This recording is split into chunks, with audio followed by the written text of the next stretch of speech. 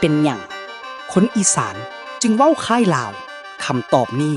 บ่แม่นเรื่องบังเอิญแต่เป็นผลจากประวัติศาสตร์กว่า114ปีหลังจากอาณาจักรล้านสร้างแตกออกดินแดนลาวได้ตกอยู่ใต้อำนาจของสยาม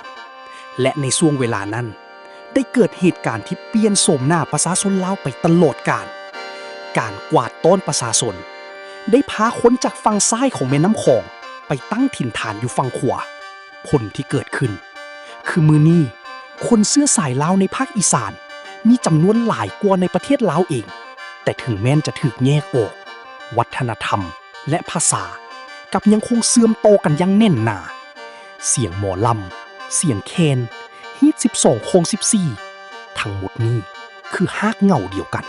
แต่จุดหันที่สำคัญที่สุดแม่นสงครามเจ้าอนุวงศ์ในปี 1866 เวียงจันทน์ถูกทำลาย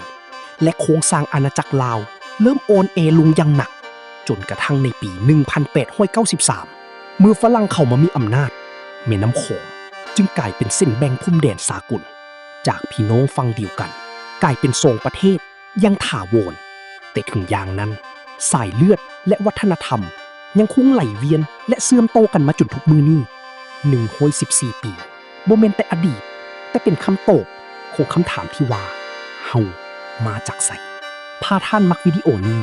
อย่าลืมกดไลค์แชร์และ Subscribe เพื่อเป็นกำลังใจให้พวกเฮาในการสร้างคลิปที่มีสาระและเนื้อหาดีๆต่อไป